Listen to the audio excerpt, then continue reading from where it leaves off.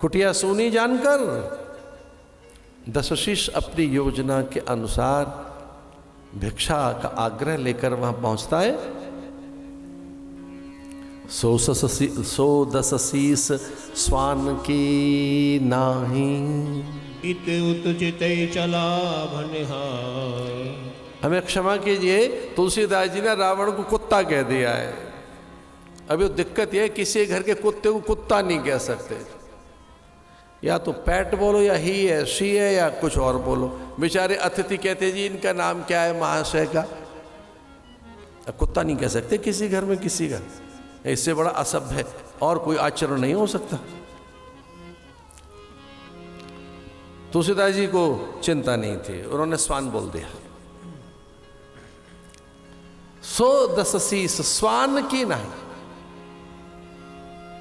जो इतना ताकतवर है, काम में आदमी स्वान जैसा हो जाता है। भभीत सा राम की कुटिया के पास, सीता के निकट, कुछ सूझा ही नहीं उसे लगा हरण करने के लिए मुझे ये साधु वेश बनाना होगा। साधु वेश बनाकर द्वार पर भवतु भिक्षाम देहि, भवति भिक्षाम देहि, ऐसे एक कई स्वर हैं। भवति भिक्षाम देहि, भवताम भिक्षाम देहि। अगर पुरुष से भिक्षा मांगनी है तो भवताम कहना होगा, भवताम भिक्षाम देहि, भैया जरा भिक्षा देना।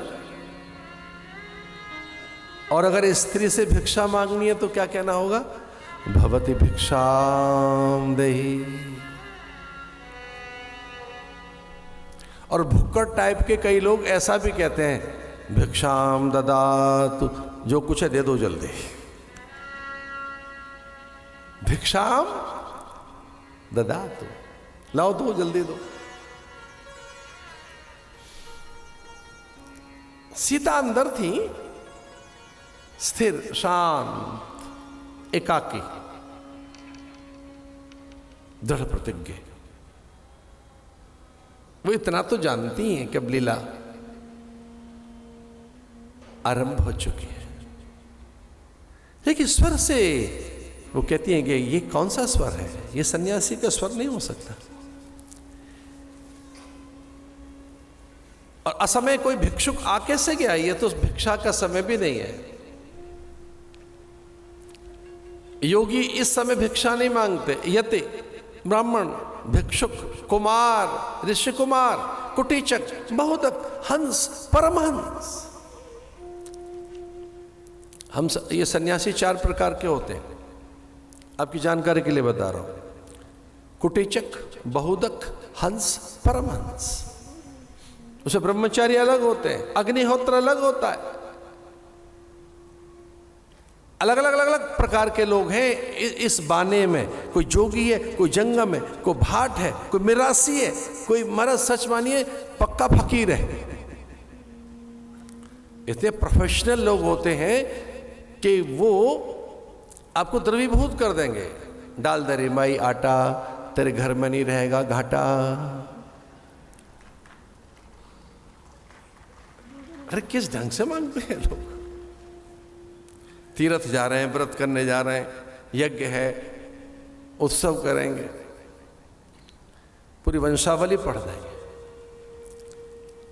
कंपित, भयभीत, कामासक्त स्वर, और इतना भय है कि भय के कारण कंपन है स्वर में। तो रावण ने क्या कहा, भिक्षाम ददातु, भिक्षा दे दो, भिक्षा दे दो। अरे कुछ दे दो, कुछ दे दो। इसका अर्थ पहली बार मांग रहा था, पता ही नहीं मांगा कैसे जाता है। पहली बार ही मांग रहा था, मांगा कैसे जाता है। सीता जी द्वार पर आई। सीता ने वेश देखा, सवेश नहीं है, सन्वेश नहीं है, स्थिरता नहीं है, सौम्यता नहीं। भगवत माया ने और स्वयं की सीता की माया ने उन्हें स्वयं विमोहित कर लिया। उस पल सीता की संपूर्ण शक्तियां विमोहित हो चुकी थी। सीता की शक्तियों ने आवेष्टित कर लिया सीता को। सीता की समग्र सत्ता में अब माया आवेष्टित हो गई, तो सीता को पूरा माया ने ढक लिया। तो सीता भी अब भयभीत है उसे देखकर, क्योंकि सीता को विस्मृति हो गई अपनी, और कभी कभी व्यक्ति को अपनी विस्मृति हो जाती है। और सच तो यही है कि हम सब अपने को भूले बैठे हैं कि हम मूलतः हैं कौन। अपने सत्य से, अस्तित्व से, अपनी निजता से, अपनी प्रकृति से, अपने स्वभाव से परिचित हैं क्या? हम अपनी अजेय सत्ता से क्या सच में परिचित हैं? हम तो देह को ही जानते हैं अपना, बस इतना सा ही परिचय है। ये रंग रूप गुण और ये प्रकृति काय कलेवर, गोत्र वंश परंपरा, और लो ये मेरा नाम, और ये मेरा संप्रदाय, और ये मेरा हरिद्वार का आश्रम। ऐसे ढक लेती है कई बार माया, पूरा आपके सत्य को पूरा ढक लेती है वो। ये तो निरंतर अभ्यास करना होगा, तब आप अपने को जान पाएंगे आप हैं कौन। अन्यथा तो माया ढक के रखती है। और अब सीता को माया ने ढक लिया, माया से आवेष्टित हो गई सीता पूर्णतया। तो सीता में भय है, अब जुगुप्सा है। सीता अत्यंत भयभीत हो गई उस दुष्ट पुरुष को देखकर, जिसके नेत्रों में कुछ है, मस्तक पर भाव कुछ है, हाथों में उद्धतस्य भाव है, भयानक आक्रामक एक भयंकर पुरुष साधु वेश में दिखाई दिया सीता को। जो कुछ भी फल थे डलिया में रखकर ऐसे सीता ने पकड़ाने का प्रयास किया।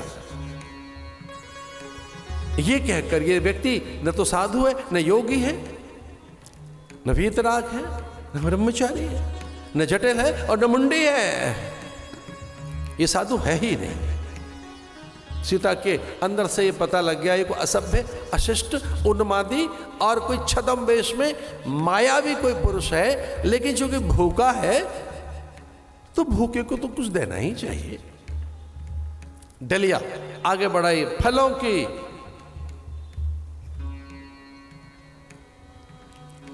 वो आगे बढ़ा फल लेने के लिए। बीच में लक्ष्मण रेखा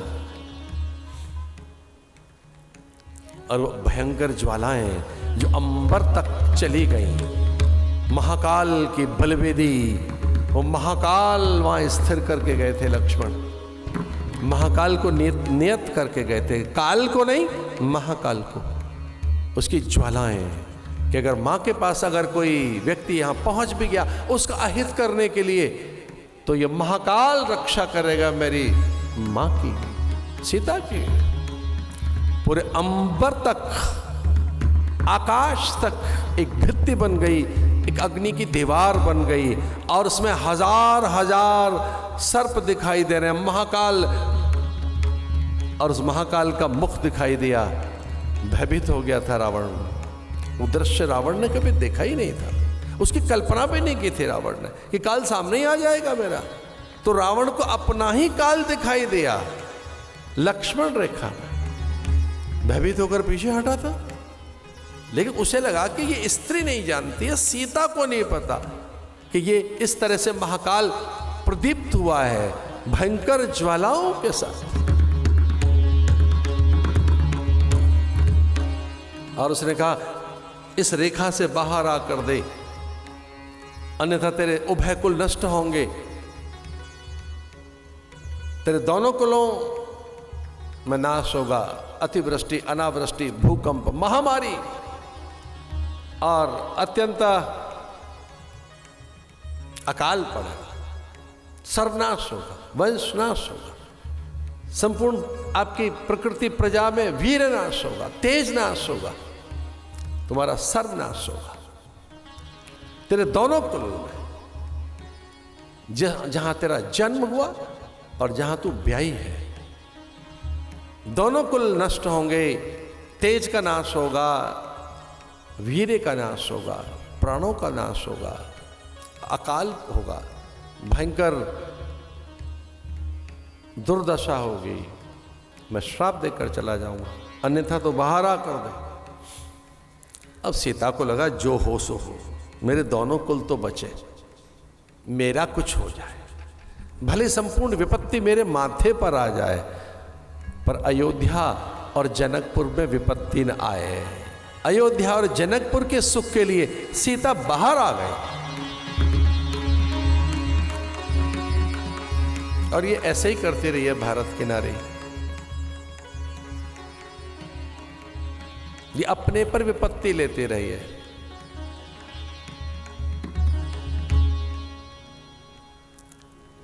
सीता ने रावण ने सीता का हरण किया, हठात उनका हाथ पकड़कर रथ में बैठाया, विलाप करती रही सीता। मार्ग में जटायु, युद्ध हुआ, जटायु का पंख काट दिए, घायल जटायु।